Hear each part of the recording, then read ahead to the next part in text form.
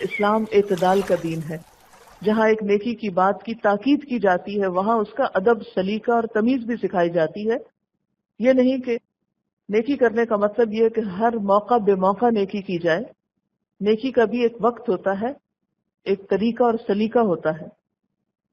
Number 1، جب لوگ قرآن و حدیث پڑھنے یا پڑھانے میں مصروف ہوں. اسی طرح جب کوئی شخص انڈیویجولی بھی قرآن پاک کی تلاوت کر رہا ہو تو اس کو سلام نہیں کرنا چاہیے تاکہ اس کا سیکوینس نہیں ٹوٹے. یا کوئی شخص پڑھنے میں مصروف ہے، اس کو سلام نہیں کرنا چاہیے جا کر، کیونکہ اس کی پڑھائی ڈسٹرب ہوتی. اور ہمارے ہاں حال یہ ہے کہ اگر کہیں آپ بیٹھ جائیں پڑھنے تو پھر آپ کی خیر نہیں، کہ اسی وقت سب کو آپ اچھے لگتے ہیں اور اسی وقت سب آپ کو سلام کرتے ہیں. اور بعض لوگ تو اتنے مہربان ہوتے ہیں کہ ہاتھ کا قلم چھڑوا کے، کتاب بند کرا کے ہاتھ بھی ملاتے ہیں، مسافہ بھی کرتے ہیں، معانقہ بھی کرتے ہیں، اور پھر دنیا بھر کی خبریں بھی معلوم کرتے لیتے اور دیتے ہیں. لیکن اب دیکھیں کہ ایک ایک منٹ قیمتی ہوتا ہے. اور خصوصاً آپ کو یہ معلوم ہے کہ جب آپ کوئی کام کر رہے ہوتے ہیں، خصوصاً پڑھنے کا کام کر رہے ہوتے ہیں، تو آپ کے دماغ میں ایک پوری فلم چل رہی ہوتی. کوئی شخص آ کے اس کو بریک کر دیتا ہے تو دوبارہ اس کو جوڑنے میں مشکل پیش آتی. اور ہو سکتا ہے کہ ایک شخص قرآن پاک پڑھ رہا ہے، مثلاً اس نے پڑھا لا تقربوا الصلاۃ، اور اتنے میں سلام ہو گیا کہ نماز کے قریب نہ جاؤ، اور کسی نے سلام کر دیا. اس کا معنی تو اتنا ہی مکمل ہو گیا نا، آیت بیچ میں رہ گئی. تو ایسے موقع پہ سلام نہیں کرنا چاہیے. پھر اسی طرح جب کوئی خطبہ دینے اور سننے میں مصروف ہو، یعنی جو جمعے کا خطبہ ہے، کوئی دے رہا ہے یا سن رہا ہے، سننے والے کا بھی احترام ہے. پھر اسی طرح جب کوئی اذان دے رہا ہو یا تکبیر کہہ رہا ہو تو ظاہر ہے کہ وہ اذان چھوڑ کے اگر سلام کا جواب دینے لگے تو پھر اذان کا کیا بنے. جب کسی مجلس میں دینی موضوع پر گفتگو ہو رہی ہو، مثلا کسی عالم سے سوال کیا گیا، وہ جواب دے رہا ہے، تو بعض اوقات اوپن مجلسیں ہوتی ہیں نا کہ ہر کوئی آ جا رہا ہوتا ہے.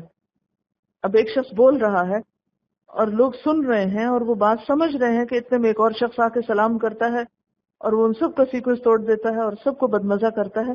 تو یہ وقت بھی سلام کرنے کا نہیں. ابھی آپ خاموشی سے بیٹھ جائیں، جب مجلس برخاست ہوگی، گفتگو ختم ہوگی، پھر آپ سلام کریں. پھر اسی طرح جب استاد پڑھانے میں مصروف ہو، یعنی خواہ قرآن پڑھا رہا ہو یا میتھمیٹکس پڑھا رہا ہو، اس وقت سلام نہیں کرنا چاہیے. اسی طرح جب کوئی قضاء حاجت کے لیے بیٹھا ہو، یعنی ٹوائلٹ میں ہے یا نہا رہا ہے، تو اس وقت سلام نہ کرے. اسی طرح جب کوئی شخص کسی حرام کام کا ارتکاب کر رہا ہو، کوئی فحش کام کر رہا ہو، کوئی بے حیائی کا کام کر رہا ہو، تو اس وقت وہ سلامتی کا مستحق نہیں ہوتا، دعا کا مستحق نہیں ہوتا. مثلا ایک شخص ڈرنک کر رہا ہے، تو ایسا شخص جو کھلم کھلا اعلانیہ طور پر کوئی حرام کام کر رہا ہو، غلط کام کر رہا ہو، تو اس کو بھی سلام نہیں کیا جائے گا. پھر اسی طرح یہود و نصارہ کو سلام کرنے میں پہل نہیں کرنی چاہیے. نبی صلی اللہ علیہ وسلم نے فرمایا یہود و نصارہ کو سلام کرنے میں پہل نہ کیا کرو. لیکن اگر کوئی ایسی مجلس ہے جس میں سب ملے جلے بیٹھے ہیں تو اس وقت آپ پہل کر سکتے ہیں اگر باہر سے آ رہے ہیں. اور ان کو جواب کس طرح دینا چاہیے؟ حضرت انس رضی اللہ تعالیٰ عنہ سے روایت ہے کہ نبی صلی اللہ علیہ وسلم نے فرمایا جب تمہیں اہل کتاب سلام کریں تو تم وعلیکم کہا کرو. اور یہ یاد رکھیے کہ سلام کی ابتدا کرنے والے کو جواب دینے والے کے مقابلے میں زیادہ ثواب ملتا ہے. حضرت عمران بن حسین کا بیان ہے کہ نبی صلی اللہ علیہ وسلم تشریف فرما تھے کہ ایک آدمی آیا، اس نے آ کر السلام علیکم کہا، آپ نے سلام کا جواب دیا اور فرمایا 10 نیکیاں. پھر ایک دوسرا آیا، اس نے کہا السلام علیکم ورحمۃ اللہ، آپ نے فرمایا 20 نیکیاں، یعنی جواب دینے کے بعد. اس کے بعد تیسرا آیا، اس نے کہا السلام علیکم ورحمۃ اللہ وبرکاتہ، آپ نے فرمایا 30 نیکیاں. اور یہ یاد رکھیے کہ بس وبرکاتہ تک ہی ہے، اس سے آگے کچھ نہیں. ابن عباس نے ان 3 لفظوں سے زیادتی کرنے والوں کو یہ کہہ کر روک دیا کہ سلام برکت تک مکمل ہو جاتا ہے، اس سے آگے کچھ مت بولو، کیونکہ کچھ لوگ پھر جنت حلال اور دوزخ حرام وغیرہ کے فتوے بھی دینے لگتے ہیں. پھر اسی طرح ایک سوال یہ ہے کہ خواتین کا غیر مردوں کو سلام کرنا، اس کے بارے میں کیا حکم ہے؟ تو بات یہ ہے کہ اگر فتنے کا ڈر نہ ہو، یعنی کسی خرابی کا اندیشہ نہ ہو، تو دونوں ایک دوسرے کو سلام کر سکتے ہیں. مثلا اگر آپ بازار میں گئے ہیں آپ دکان میں گئے ہیں تو ظاہر ہے اور باتیں اگر آپ کر سکتے ہیں اس سے بھاؤ تاؤ کر سکتے ہیں تو سلام کیوں نہیں کر سکتے؟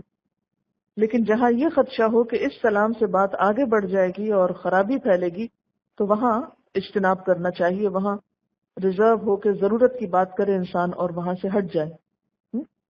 کیونکہ ہم دیکھتے ہیں کہ نبی صلی اللہ علیہ وسلم مسجد میں جب تشریف لے گئے اور خواتین بیٹھی ہوئی تھی تو آپ نے ان کو ہاتھ کے اشارے سے سلام کیا۔ اس سے یہ پتہ چلتا کہ سلام تو کر سکتے ہیں لیکن اس میں بھی ایک محتاط رویہ ضروری ہے۔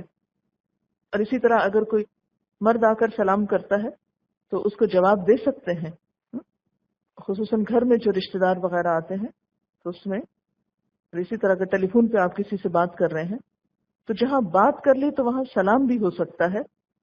اور باتوں میں بھی جیسے غلط بات کرنے سے منع کیا گیا، اللہ کی نافرمانی کی باتیں منع ہے، تو اسی طرح اللہ کے نافرمانی کے کاموں میں پھر سلام دعا نہیں ہوگی۔ سلام کے علاوہ مصافحہ اور معانقہ بھی کیا جاتا ہے۔ مصافحہ کیا ہے؟ مصافحہ کا لفظ صف سے ہے، صف کہتے ہیں ہتھیلی کو، یعنی ہتھیلی سے ہتھیلی ملانا۔ اور اس کے بارے میں کیا حکم ہے کہ جب تک ایک مسلمان کا ہاتھ دوسرے مسلمان کے ہاتھ میں رہتا ہے تو دونوں کے گناہ جھڑتے رہتے ہیں۔ ایک اور جگہ پر آپ صلی اللہ علیہ وسلم نے فرمایا تصافحوا یذہب الغل، ایک دوسرے سے مصافحہ کیا کرو، اس سے دلوں کا غل کینہ جاتا رہے گا۔ یعنی اگر آپ کے دل میں کسی کے لیے کوئی بیڈ فیلنگ ہے، کوئی ناراضگی ہے، کوئی دل میں ایسے ہی میل ہے دوسرے کے بارے میں، تو کیا کرو، اس سے ہاتھ ملاؤ۔ یہ ایک نفسیاتی حربہ ہے۔ ہر چیز میں اعتدال ضروری ہے کہ بعض لوگ ہاتھ پکڑتے ہیں تو چھوڑتے ہی نہیں، پھر اس میں بہت مشکل ہو جاتی ہے کیونکہ دوسرے کو موقع نہیں دیتے۔ تو اس میں ہم میں سے ہر ایک کو اتنی سمجھ بوجھ کا ثبوت ضرور دینا چاہیے کہ موقع محل کی مناسبت سے ہی ہاتھ پکڑیں، یا تو دیر تک پکڑے رکھتے ہیں یا پھر اتنے زور سے دباتے ہیں کہ ہڈی پسلی ایک کر دیتے ہیں۔ پھر اسی طرح اگر کوئی شخص کھانا کھا رہا ہو تو اس کو بھی سلام نہیں کرنا چاہیے،